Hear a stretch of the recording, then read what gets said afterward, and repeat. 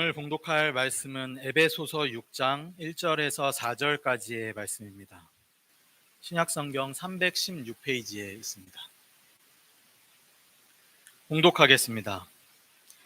자녀들아, 주 안에서 너희 부모에게 순종하라. 이것이 옳으니라. 내 아버지와 어머니를 공경하라. 이것은 약속이 있는 첫 계명이니 이로써 내가 잘되고 땅에서 장수하리라. 또 아비들아, 너희 자녀를 노엽게 하지 말고 오직 주의 교훈과 훈계로 양육하라. 아멘. 이것은 오늘 우리에게 주시는 하나님 말씀입니다. 하나님 감사합니다. 설교 제목이 또 아비들아 이렇게 되어 있습니다. 그러니까 짐작하시겠습니다만 우리가 지난 5월 둘째 주일부터 오늘까지 가정에 대한 말씀을 좀 나누면서 5월 둘째 주일이었죠. 부부 관계에 대한 말씀, 그리고 지난 주일은 부모와 자녀 간의 관계에 있어서 먼저 자녀들에 대한 말씀, 그리고 오늘은 또 아비들아 하는 걸 보면 부모에 대한 말씀을 이제 아마 나누게 되겠습니다. 성령 강림 주일이기는 합니다만 설교 준비가 좀 이렇게 설계가 되어서 오늘 가정에 대한 말씀을 한 번 더 나누는 것을 여러분들이 그렇게 이해하시면 좋겠다 싶습니다. 여러분 그 부부 관계를 말씀드릴 때도 그 말씀을 드렸습니다만 가장 중요한 것은 은혜와 믿음 안에서 균형과 조화를 이루는 것이다. 이 말씀을 드렸죠. 그리고 지난 주일도 부부 관계가 수평 관계라면 부모 자녀 관계는 수직 관계이지 않겠느냐 해서 이 또한 조화와 균형이 대단히 중요하겠다. 이 말씀을 드린 일이 있습니다. 오늘은 자녀에 대한 말씀을 앞서 말씀드린 것처럼 말씀을 드리면서 이 또한 여러분들의 삶의 현장, 가정의 상황과 형편이 모두 다 다르시기 때문에 가정 안에 어떤 부모 자녀 간의 아픔이 있을 수도 있고 어려움이 있을 수도 있고 하기 때문에 여러분 이것을 여러분들 상황에 좀 맞게 적용하실 수 있으면 좋겠다.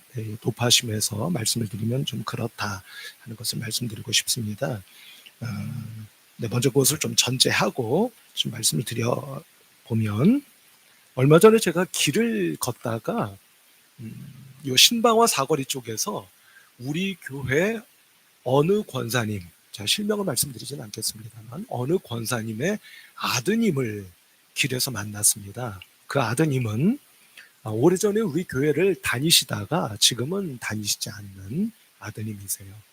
그분을 딱 거리에서 얼굴을 보자마자 제가 무슨 생각이 들었느냐면 어머니 권사님을 많이 닮았다. 외모가 말이죠. 그런 생각이 들었습니다. 그리고 가만히 또 얼굴을 보다 보니 얼굴의 형태는 부친을 닮은 것 같고 또 이목구비는 어머니 권사님을 닮으셨구나 이런 생각이 들었어요. 근데 여러분 이것은 저도 예외가 아닙니다. 저도 외람된 말씀이지만 나이를 조금 먹어가다 보니까 언제부턴가 사진을 찍으면 이제 사진을 보지 않겠습니까? 사진을 이렇게 보면 제 얼굴에서 제가 예전엔 전혀 그런 것을 느껴본 일이 없습니다. 근데 최근 한 5년 전 어간부터 누가 보이기 시작했겠습니까? 돌아가신 저희 아버지 얼굴이 보여요. 그래서 이게 부모 자식이 어쩔 수가 없구나. 예전에는 전혀 못 느꼈는데 왜 이게 느껴질까? 이런 생각이 좀 들곤 합니다. 여러분 이처럼 부모와 자녀는 그 관계에 있어서 핵심은 닮는 거구나. 이런 생각이 들었습니다. 외모만 닮는 것이 아니라 성격도 닮고요. 또 왜 어느 분이 한숨을 쉬십니까? 네, 성격도 닮고 여러 가지가 닮아요. 그래서 저는 이렇게 말씀드리고 싶습니다. 자녀는 어찌됐든 나의 또 다른 나구나. 이런 생각이 들었습니다. 자녀는 누구라고 할 수 있겠다고요? 또 다른 나. 그게 내 자녀다. 부족하든 어떻든 저떻든 간에 말입니다. 그래서 이처럼 자녀가 부모를 닮는구나 라고 하는데 생각이 미치자 그 떠오르는 소설이 하나 있었습니다. 여러분 잘 아시는 이효석 선생의 메밀꽃 필 무렵이라고 하는 소설이 있죠. 제가 어렸을 때 참 좋아했던 소설 가운데 하나입니다. 청소년 시절에 이 소설을 읽을 때 제 기억을 더듬어 보면 읽을 때는 마음이 애절하고 읽고 나서는 마음이 먹먹했던 그런 소설이었다. 이렇게 기억합니다. 아마 읽어보신 분들은 다 아시겠습니다만 이게 뭐 벌써 나온 지가 거의 한 80년, 90년 된 그런 소설이어서 조금 문투나 뭐 이런 것들은 뭐 너무나 옛날 시기겠습니다만 어쨌든 내용이 이런 내용이죠. 주인공으로 허생원이라는 사람이 등장합니다. 이 사람은 우리가 흔히 말하는 장돌뱅이에요. 그래서 전국을 돌아다니면서 살아가는 그런 사람입니다. 그런데 어느 날 길 위에서 한 아이를 만나죠. 이름이 동이라는 아이를 만납니다. 그와 함께 길을 함께 걷죠. 길을 함께 걷습니다. 근데 이 아이를 알아가면 알아갈수록 이상한 사실을 발견하죠. 이 아이 이 말씀을 먼저 드려야 되는군요. 이 허생원은 고향이 강원도 봉평입니다. 봉평은 뭘로 유명하죠? 메밀로 유명한 곳입니다. 그곳이 그게 고향이었는지 제가 좀 헷갈리네요. 근데 어쨌든 중요한 사실은 그 봉평이라고 하는 곳에서 성씨가 그 성이 성시인 한 여성을 사랑했던 적이 있어요. 젊었던 시절 말입니다. 그래서 지금도 나이를 먹은 지금도 그 마음 한켠에는 그 여성이 아직도 마음에 자리 잡고 있는 허생원입니다. 그런데 알고 보니 이 동이라는 아이의 고향이 봉평인 거예요.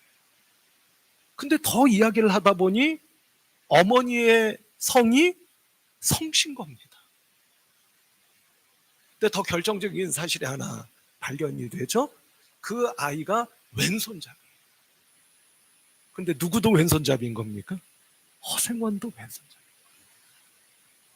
이게 과학적으로 맞느냐 안 맞느냐 뭐 이런 이야기도 있을 수가 있기는 합니다만 어쨌든 그 소설이 우리들에게 보여주는 한 단면은 뭐죠? 그렇다고 소설 속에서 이 허생원과 동이라는 아이가 친아버지이고 친아들이라는 사실이 드러나지는 않습니다.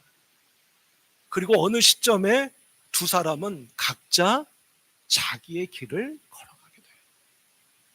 그래서 참 마음이 먹먹해지죠. 근데 어찌됐든 이 소설이 우리에게 보여주는 단면은 결국 뭔 겁니까? 자식은 앞서 말씀드린 것처럼 부모를 닮는다는 거예요.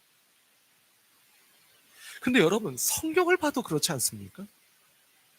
성경에서 우리가 창세기 1장 말씀을 보면 하나님이 우리를 창조하세요. 만드십니다. 근데 누구의 형상대로? 자기의 형상, 우리의 형상대로, 당신의 형상대로. 누구의 형상입니까? 하나님의 형상. 그때의 형상이라고 하는 말은 제가 옛날에 공부했던 기억을 더듬어 보면 영어로 이야기하면 이미지라는 뜻입니다. 그러니까 하나님의 이미지를 닮은 거예요. 그래서 우리를 가리켜 누구라고 부릅니까? 하나님의 자녀가 되는 겁니다. 왜요? 하나님을 닮았어요. 근데 여러분 여기에 조금 덧붙여 말씀을 드리면 원래 하나님을 닮았다고 하는 것은 결국 우리도 하나님처럼 영원히 살아야 되는 거 아닙니까? 하나님을 닮았으니까. 하나님은 영원하신 분이시니까. 그런데 아시다시피 아담과 하와가 죄를 지음으로 그 영원히 살아가는 길에서 우리가 이탈한 겁니다. 그 길에서 벗어난 거예요. 근데 하나님은 그런 우리에게도 은혜를 또 베푸십니다. 어떻게 베푸시느냐면 제가 언젠가 여러분께 한번 말씀드린 일이 있는 것으로 기억을 하는데요. 우리가 영원히 살지는 못하죠. 그런데 하나님은 은혜를 베푸셨어요. 누구를 통해서 영원히 살 수 있는 길을 여신 겁니까? 예수님? 역시 창립 70주년. 물론 예수님이죠. 근데 여러분, 그때 제가 말씀드린 건 어떤 내용이었느냐면, 나를 닮은 누구? 우리의 자녀. 또 내 자녀를 닮은 또 누구? 그 녀석의 자녀. 그 자녀 후손들을 통해서 영원히 살도록. 나 자신은 아니죠? 나 자신은 아닙니다. 우린 영원히 살 수 없어요. 그러나 그때의 자녀는 앞서 말씀드렸죠. 그 자녀를 누구라고 우리가 앞서 정의를 한번 해봤습니까? 또 다른 나. 또 다른 나인 자녀를 통해 살아가도록 허락하셨다. 만드셨다. 그렇게 말씀드릴 수 있지 않을까 싶어요. 그래서 성도 여러분, 이 대목에서 이제 중요한 사실이 한 가지 등장하게 되는 것 같습니다. 그거는 뭐냐면, 그러니 우리의 자녀들에게 부모인 우리는 어떤 선한 영향력을 끼칠 수 있어야 되지 않겠습니까? 그것도 영적으로나 신앙적으로 말입니다. 영적으로나 신앙적으로 선한 영향력을 끼칠 수 있어야 되는 것이 우리 부모입니다. 라고 말씀드리지 않을 수 없겠다 하는 겁니다. 그러면 성도 여러분, 여기서 선한 영적, 신앙적 영향력을 끼칠 수 있기 위해서 우리 부모인 우리에게 필요한 게 뭘까 하는 것을 오늘 본문 말씀에서 바울이 우리에게 말씀하고 있고 깨우쳐주고 있다. 이렇게 말씀드릴 수가 있겠다 하는 겁니다. 그것은 크게 두 가지라고 말씀을 드릴 수가 있겠는데요. 먼저 첫 번째는, 오늘은 이제 이 한 단락의 말씀에서 마지막 절인 4절 말씀만 우리가 좀 함께 나누려고 하는데요. 제가 먼저 4절 말씀을 한번 읽어보겠습니다. 또 아비들아, 너희 자녀를 노엽게 하지 말고 오직 주의 교훈과 훈계로 양육하라. 아멘. 이렇게 이 말씀을 두 부분으로 좀 나눠보려고 합니다. 먼저 첫 번째는 뭐냐면, 또 아비들아, 너희 자녀를 노엽게 하지 말아라. 이렇게 말씀하셨어요. 뭐하게 하지 말라고요? 노엽게 하지 말라. 여러분, 여기서 아비들아, 아니 부모를 이야기하는데 아비들아 이렇게 말씀하셨어요. 그건 왜 그렇겠습니까? 그것은 그 시대의 시대적 문화를 반영하는 거겠죠. 왜요? 한 가정에서 자녀를 가르치는 것은 그 당시 누구였으니까? 아버지였으니까. 그래서 아비들아 이렇게 말씀하는 거예요. 근데 그 아버지에게 뭐라고 말씀합니까? 먼저 자녀를 노엽게 하지 마라. 여러분, 결론부터 말씀을 드리면 이런 겁니다. 부모인 우리는요, 끊임없이 나 자신을 돌아봐요. 어떻게 해야 된다고요?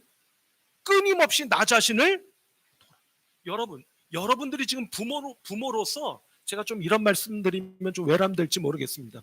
잘하고 계신다고 생각하십니까? 어떠세요? 나는 완벽하게 잘하고 있어. 근데 문제는 그 녀석들이야. 라고 생각하고 계십니까? 여러분, 부모인 우리는 부모이기에 부모로서 어떻게 하셔야 된다고요? 끊임없이 나 자신을 돌아봐요. 그걸 말씀하고 있는 거다라고 말씀드릴 수 있겠다는 거예요. 여러분, 자녀들을 노엽게 하지 말아라. 여러분, 노여워한다는 게 쉽게 말하면 뭐죠?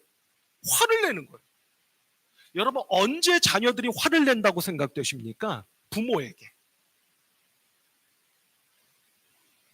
자식 말을 안 들어서 화를 냅니까? 어떻게 생각되세요? 혹시 자녀들이 화를 내요. 노여워해요. 어느 때? 부모에게 실망을. 그렇지 않습니까? 자녀들이 부모에게 화를 내는 때가 언제일까를 생각해 봤습니다. 제가 내린 결론은 부모에게 실망할 때. 어느 때 실망하죠? 어느 때 실망할 것 같으십니까? 잠깐 한번 생각해 보시죠. 어느 때 자녀가 부모에게 실망을 할까요? 딱 한 경우 아닙니까? 부모가 부모답지 못할 때. 글쎄요, 부모다운 게 뭘까 하는 것은 또 다른 이야기가 되겠죠. 근데 우리가 상식선에서 부모답다는 게 있지 않겠습니까? 근데 자녀가 볼 때 우리 부모가 부모답지 못한 것 같아요. 그때 자녀는 실망하고 화를 내겠죠. 바꿔 말하면 상처받는 겁니다. 부모가 부모답지 못. 우리 성도 여러분, 부모가 부모인 우리가 부모답지 못하고 싶어서 못합니까? 그렇지는 않잖아요. 그러면 부모다워야 한다는 것을 아는 우리가 왜 부모답지 못할까? 그건 이런 게 아닌가 싶습니다. 2주 전으로 돌아가야 될 것 같아요. 우리는요, 누구도 완벽한 사람이 없습니다. 근데 완벽하지 못한 것을 떠나서 안타까운 것은 각자 한 개인 모두가 마음속에 아픔과 상처가 있다는 말씀 드리지 않았습니까? 그게 아직도 나이가 50이 됐고 60이 됐고 70이 됐고 80이 됐는데 아직도 내 마음속에 그 상처와 아픔이 해소되지를 못했거나 치유받지를 못했거나 회복되지를 못한 분들이 많습니다. 저 또한 그 가운데 한 명일 거예요. 회복되지 못하고 치유받지 못한 나의 아픔과 상처가 자녀를 대하는 나의 말과 행동 속에 그대로 드러나는 때가 있지 않느냐 하는 겁니다. 그리고 그 결과는 부모가 부모답지 못한 언행으로 나타나는 것이죠. 그때 자녀는 상처받고 실망하고 분노하고 그렇게 되는 게 아니겠느냐 하는 겁니다. 그러면 역시 문제는 누구에게 있는 겁니까? 배우자에게 있는 것도 아니고 자녀에게 있는 것도 아니고 나 자신. 그럼 성도 여러분, 2주 전으로 돌아가 보자고 말씀드리지 않았습니까? 그럼 그때 무슨 말씀을 드렸죠? 상처와 아픔이 있고 그것이 아직도 나를 괴롭히고 있는 우리들 각자가 뭘 붙잡아야 된다고 말씀드렸던 것 혹시 기억나십니까? 아무도 기억나지 않으시나요? 십자가를 붙잡으셔야 됩니다 라고 말씀드렸어요. 뭐를 붙잡으셔야겠다고요? 십자가가 뭐길래? 다시 한번 해볼까요? 성령의 도우심으로 한번 따라해 보시죠. 성령의 도우심으로 예수 그리스도를 통하여 확증된 나를 향하신 하나님의 사랑을 붙잡으라. 그거. 다시 처음부터 끝까지 해볼까요?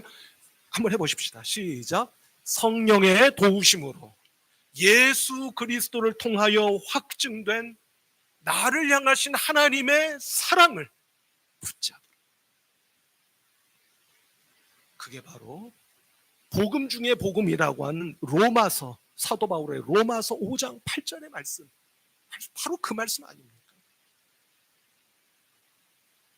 여러분, 이것은요 우리 교회에서 정의했던 믿음이란 무엇이냐 하는 것과 직결됩니다. 여러분, 믿음이란 뭐라고 늘 말씀드렸죠? 여러 가지 버전이 있습니다만 첫 번째 버전, 믿음은 영의 눈으로 하나님을 바라보면서 동시에 그 눈으로 나 자신을 바라보는 겁니다. 그게 뭐라고요? 그게 믿음이다. 믿음은 다른 게 아니라 그런 거라고. 하나님을 바라봄과 동시에 누구를? 똑같은 눈으로 나 자신. 여러분, 하나님을 바라보는 눈으로 나 자신을 바라보면 내 안에 있는 문제, 아픔, 상처가 비록 그것을 대면하기가 고통스럽긴 하지만 그게 드러나겠습니까? 안 드러나겠습니까? 있는 그대로 다 드러. 나에게 어떤 문제가 있는지, 나에게 어떤 부족함과 아픔과 상처가 있는지가 드러난단 말이에요. 드러나지 않으면 고쳐지지가 않는 겁니다. 그러니까 먼저 드러나야 되는 거예요.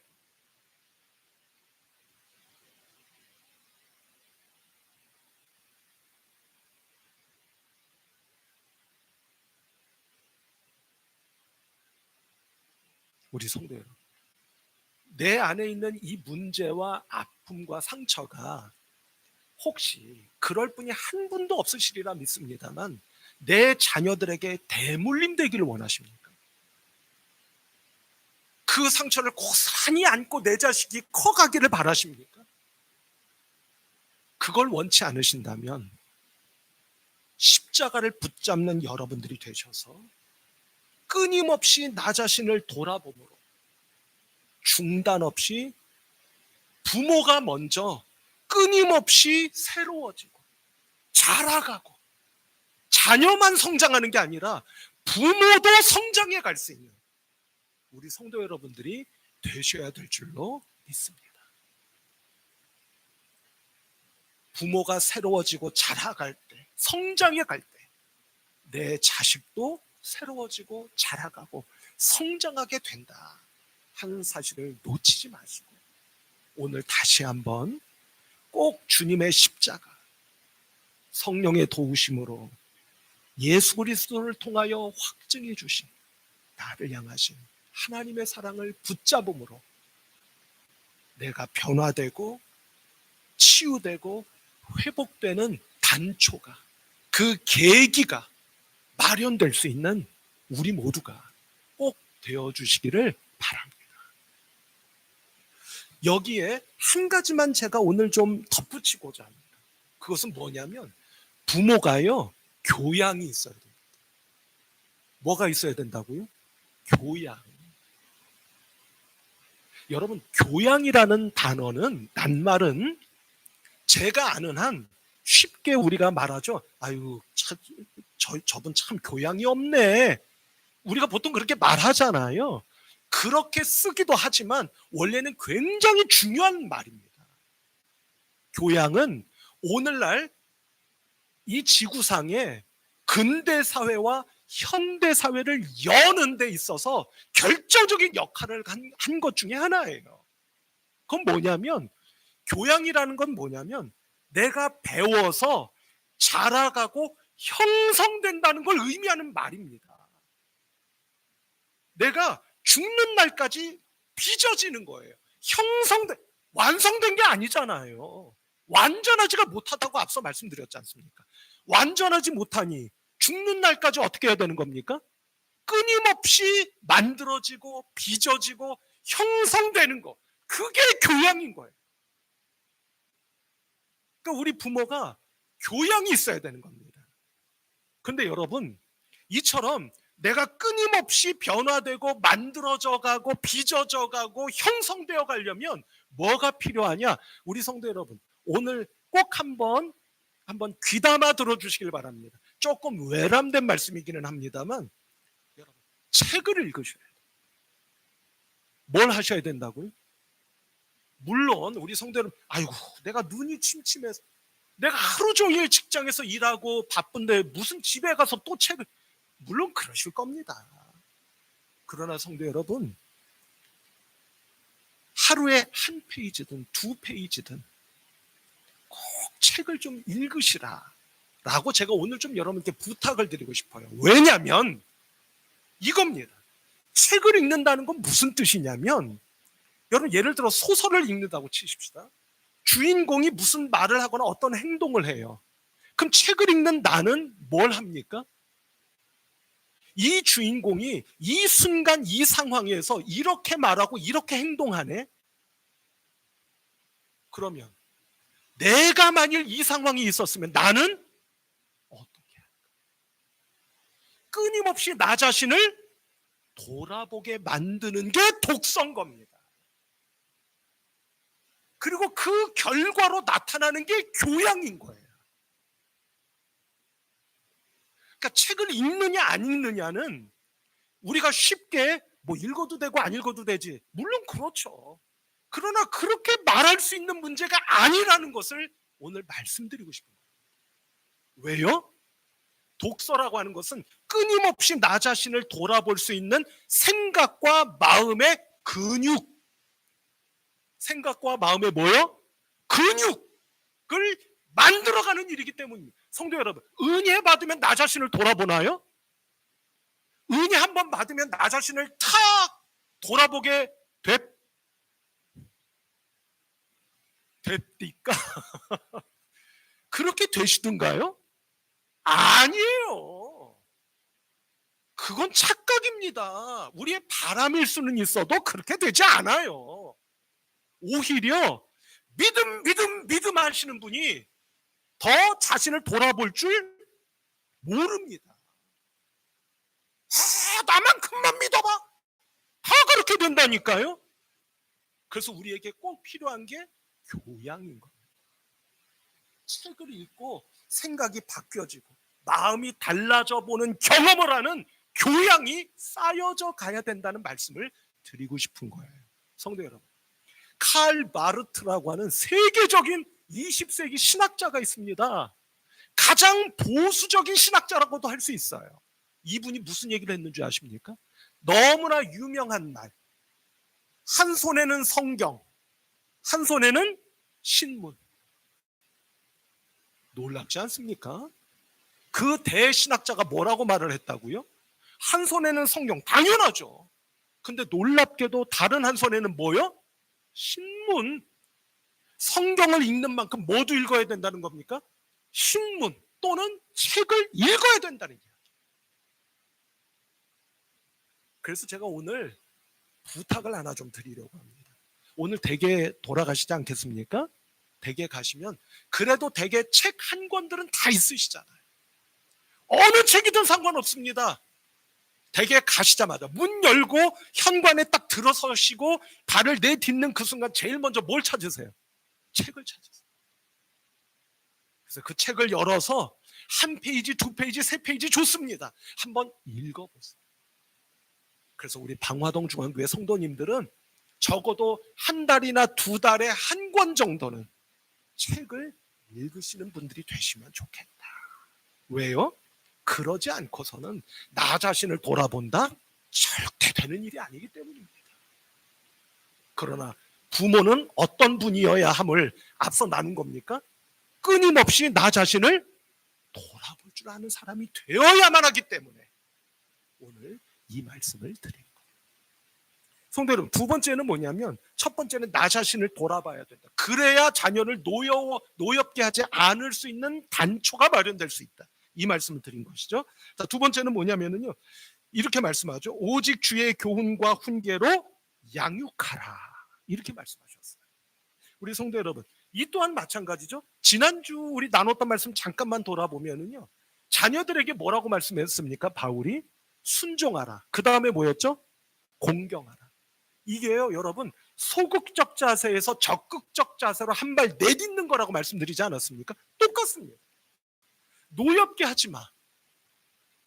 다소 수동적이고 소극적인 자세죠. 근데 이번에는 양육하라 라고 명령합니다. 적극적인 자세. 근데 여러분, 여기서 중요한 것은 무엇으로 양육하라고 말씀합니까? 주의 교훈과 훈계로.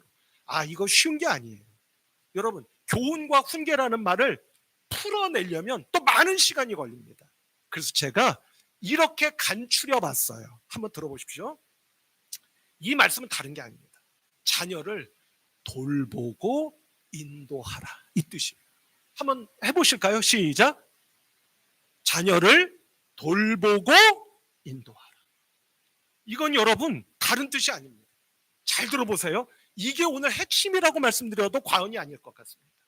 자녀를 양육할 때 어떻게 양육하라는 뜻이냐면 주의 방식대로입니다. 어떻게? 그게 중요해요. 주님이 하신 방식대로, 예수님의 방법으로, 주의 방식으로 양육하라, 이 뜻인 거예요. 그걸 풀으면 어떻게 된다고요? 돌보고 인도하라, 이렇게 되는 거예요. 왜요? 주님의 자녀가 있었습니까? 없잖아요. 자녀라 하면 영적 자녀입니다. 제자들입니다. 주께서 제자들을 어떻게 하셨죠? 돌보시고 인도하셨습니다. 여러분 잘 생각해 보십시오. 처음부터 인도에 가셨습니까? 아니에요. 먼저 돌봐주셨습니다. 그럼 돌보기만 하셨습니까? 그것도 아니에요. 돌보신 뒤에는 제자들을 당신의 뜻대로 인도하셨습니다. 이겁니다. 돌봄과 인도입니다. 그럼 여러분, 자녀를 먼저 돌봐야 됩니다. 돌본다고 하는 것을 바꿔 말하면 자녀를 받아주는 거예요. 여러분, 한번 저도 저 자신에게 묻습니다. 여러분, 자녀를 있는 모습 그대로 받아주고 계십니까? 못하겠어요. 제가 언젠가 말씀드렸죠. 솔직하게. 제 자녀가 저를 닮았다는 사실을 제가 견딜 수가 없었습니다. 저의 단점, 제가 왜 나에게는 이런 면이 있을까라고 평생 마음 아파하고 괴로워했던 그 면을 제 자녀가 닮았어요. 그걸 받아들일 수가 없었습니다. 오랜 세월 받아들일 수 없었습니다. 그러나 성도 여러분, 받아주지 않는 한 자녀와의 관계가 형성될 수 없습니다. 정말 어려운 일입니다. 근데 여러분, 한번 이렇게 보시죠. 오늘 뭐 더 말씀드리고 싶지만 또 너무 길어질 것 같으니까 중요한 사실만 딱 말씀을 드리면 한번 이렇게 저를 따라해 보실까요? 괜찮아. 괜찮아. 지난 주일에 말씀드렸던 장영희라고 하는 그 교수님 기억나십니까? 살아온 기적, 살아갈 기적이라고 하는 수필집. 그 안에서 지난 주일날 어머니의 노래라는 제목의 수필을 제가 여러분께 말씀드렸죠. 오늘은 제가 생각나는 게 하나 더 있어서 여러분께 말씀드립니다. 괜찮아. 라는 제목의 짧은 수필이에요. 이분은요, 다리가 소아마비로 평생 불편하셨다고 말씀드렸죠. 어느 날 친구들이 막 뛰어놉니다. 운동장에서. 근데 이 장영이라고 하는 소녀가 뛰어놀 수가 없잖아요. 다리가 불편해서. 그걸 너무나 마음 아파하던 어머니가 그날도 이 장영이 딸을 등에 업고 운동장 한 귀퉁이에 앉혀놨답니다. 왜냐하면 너 뛰어놀 수는 없을지라도 뛰어노는 친구들을 바라보기라도 하라고 운동장 한 귀퉁이에 장영이라고 한 딸을 갖다 놨대요. 물끄러미 친구들이 뛰노는 것을 보고 있었답니다. 그런데 지나가던 옛날에는 엿장수가 있었잖아요. 엿장수 한 사람이 다가오더니 엿 하나를 건네주더랍니다.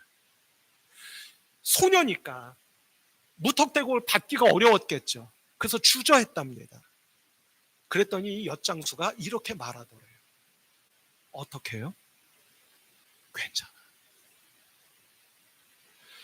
어린 장영이는 생각했답니다. 이 엿을 받아도 괜찮다는 말인지, 내 다리를 본 그 엿장수가 그래, 다리 하나 불편해도 괜찮아 라고 하시는 건지 잘 몰랐대요. 근데 그날부터 장영이라고 하는 이 소녀는 마음속에 이런 생각이 들더랍니다. 우리가 흔히 이렇게 말하죠. 세상은 살만하겠구나. 세상은 나 같은 아이도 받아줄 만큼 너그러운 곳인가 보구나 하는 마음이 들더라. 엿장수의 한마디, 무슨 말이요? 괜찮아. 성도 여러분, 제 개인적인 말씀을 드려서 죄송합니다. 제가 이미 여러분들께 드렸던 말씀이에요. 제가 이 장면이 떠올랐습니다. 여러분 아시죠? 제가 고등학교를 다니다가 진리를 찾아보겠다고 집 나갔던 거 아시죠? 우리가 흔히 말하는 가출을 한 겁니다. 제가 돌아온 날, 저희 돌아가신 부친이 평생 제가 기억하는 한 단 한 번도 직장에 결근, 지각 해본 적이 없으신 저희 부친이, 아주 철저하시고 엄격하신 저희 부친이 저를 맞아주셨습니다. 회사를 안 나가신 거예요. 저를 기다리고 계셨던 겁니다. 근데 아무 말씀하지 않으시고 저를 차에 태우셨습니다.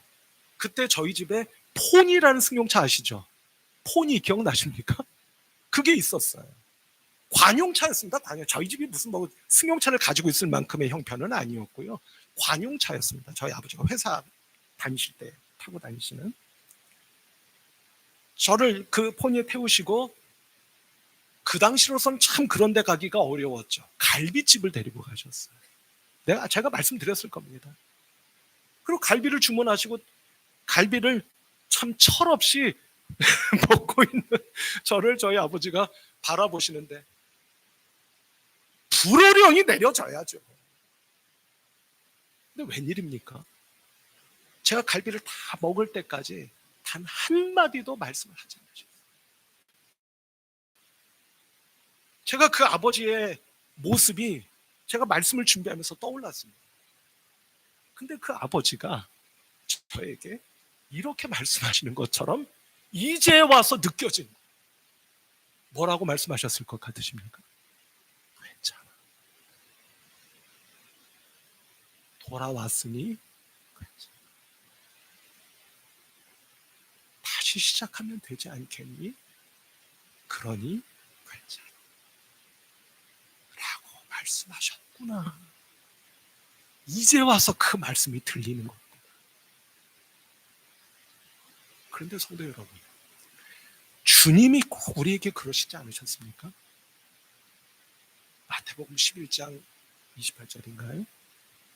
수고하고 짐진 자들아 다 내가 너희를 쉬게 하리라. 성도 여러분, 올 녀석들만 와라. 올 만한 놈들만 와라. 라고 말씀하지 않으셨죠? 수고하고 짐진 자들아 다 내게. 뭐라고 말씀하시는 것 같으십니까? 괜찮아. 몸이 좀 불편해? 괜찮아. 마음에 깊은 상처와 아픔이 있어? 괜찮아. 너 욕심꾸러기니? 괜찮아. 한번 오늘 이 새 음절로 된 괜찮아. 우리를 돌봐주신 주님의 괜찮아. 저를 용납해 주신 돌아가신 저희 선친의 괜찮아. 그게 여러분들에게도 은혜가 되셔서 도저히 못 받아들일 것 같은 눈에 선 그 자녀들을 한번 오늘 아니면 이번 주간에 한번 생각나시거든요. 용기를 내셔서 믿음으로 그래? 까짓거 괜찮아. 그랬어? 괜찮아. 라고 말해볼 수 있는 저와 여러분들이 되시기를 주님의 이름으로 부탁드립니다. 두 번째는 돌보고 나서 뭐 한다고 했죠? 양육, 인도하는 겁니다. 가르치는 거예요. 여러분, 우리가 지난 주 중에 새벽 기도의 시간을 통해서 여러 번 반복해서 나누었던 말씀의 은혜인데요. 역대상 25장 말씀을 보면 다윗이요, 죽기 전에 성전을 짓지는 못하잖아요. 솔로몬이 짓지 않습니까? 성전 지을 준비를 다 합니다. 그리고 아들에게 네가 지어라 하는 거죠. 준비를 다 하는데 그 중에 하나가 뭐냐면 성전 안에서 찬양할 레위인들을 조직하는 겁니다. 그때 성경이 이렇게 기록합니다. 역대상 27장 역대상 25장 7절에서 이런 말씀이 있어요. 여기 한번 아마 이게 한번 요 같이 한번 읽어볼까요? 시작. 찬송하기를 배워 익숙한 자, 이렇게 되어 있습니다. 익숙한 자예요. 여러분, 여기서 익숙하다는 게 무슨 뜻이라고 제가 새벽에 말씀드렸던 거 혹시 새벽 기도 나오시는 분들 기억하십니까? 가르침. 찬양을 하는 사람은 가르칠 수 있을 만한 사람들이어야 된다. 그러니까 쉽게 얘기하면 찬양을 잘해야 되는 겁니까? 잘 못해도 된다는 겁니다. 이게 하나님의 말씀이에요. 잘할 수 있는 사람이 해야 된다라고 말씀하고 있어요. 그렇다고 우리 성가대원 여러분들 또 괜히 상처받고 오해하지 마세요. 뭐 혹시 좀 모자라면 노력하면 되는 거죠. 잘할 수 있을 만큼 가르칠 수 있는 사람이어야 된다는 얘기입니다. 여러분, 돌봐줘요. 괜찮아. 그걸로 끝이 아니죠. 그 자녀를 돌본 뒤에 어떻게 해야 된다고요? 인도해 가야 돼요. 가르쳐야 돼요. 근데 가르치려면 내가 먼저 잘해야 돼요. 내가 잘할 수 있는 사람이어야 해요.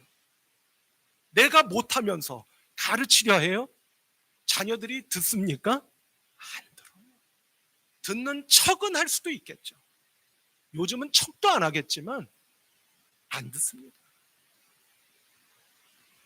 제가 마지막으로 제가 지난 월, 화, 수 좀 지방에 내려갔던 거 여러분들 아시죠? 제가 어느 한 날 제가 머물러 있던 곳에서 제가 커피 좋아하는 거 여러분 아시잖아요. 그 주변에 이렇게 좀 찾아봤습니다. 커피를 잘하는 집이 있나? 그런 집이 하나 있더라고요. 가보고 싶더라고요. 그래서 한번 들렀습니다. 이렇게 커피를 마셔보니까 정말 맛있더군요. 그래서 이름이 날만하구나 싶었습니다. 한참 바쁜 시간에 그 일하시는 분들이 커피를 손님들에게 내놓고 잠깐 짬이 됐던 모양이에요. 세 분의 젊은이가 서 있었습니다. 일하시는. 제가 보기에는 얼굴로만 보면 한 20대 중반이나 됐을까? 많이 먹었어야 20대 후반이나 됐을까 하는 젊은이들이에요. 얼마나 참 대견하고 좋아 보이는지 모르겠더라고요. 근데 그 가운데 두 분은 남자고 한 분은 여자분이에요. 근데 가만히 제가 커피를 마시며 보니까 그 짬에 커피를 다 내어드린 그 짬에 사장으로 보이는 젊은이가 그 여자 젊은이에게 뭘 가르쳐. 커피잔 위에 저도 어디서 방송에서 많이 본 것 같은 일종의 계량기 같은 것을 올려놓고 뭔가를 가르치고, 그러니까 커피를 몇 그램 또는 어느 정도 이렇게 해야 한다 하는 것을 가르치고 있는 것 같더라고요. 근데 여러분, 그 가르치던 그 젊은이가 저희에게 커피를 내어온 그 사람. 그 이야기는 결국 그 젊은이가 커피를 잘 만든다는 얘기겠죠. 잘 만드니까 그 여자 청년에게 뭘 하고 있었던 겁니까? 가르치고 있어요. 방화동 중앙교회 성도 여러분, 저도 부모이고 여러분들도 부모 아니십니까? 우리가 먼저 부모로서 표현이 밑도 끝도 없는 표현이 되겠습니다만 부모로서 잘합시다. 잘 해보십시다. 끊임없이 나 자신을 돌아보며 나도 아프지만 나에게 이런 문제가 있다는 것을 발견하고 대면하는 게 고통스럽지.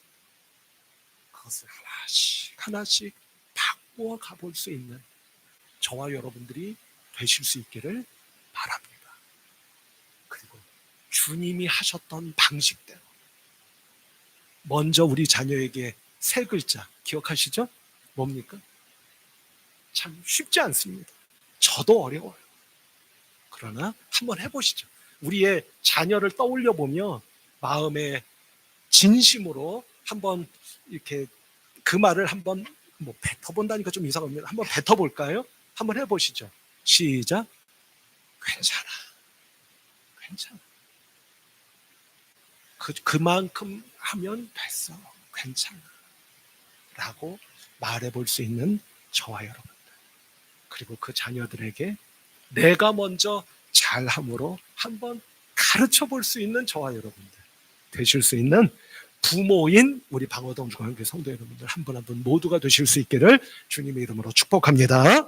기도하십시다. 하나님 아버지 감사합니다. 은혜 베풀어 주셔서 부모인 저희들이 우리의 가정을 더욱 아름답고 좋은 가정으로 만들어 가는데 믿음을 주시고 은혜 내려주시고 깨달음 주셔서 더욱 기도하며 애써보는 우리 모두가 될 수 있도록 은혜 베풀어 주옵소서. 예수 그리스도 이름으로 기도하옵나이다. 아멘.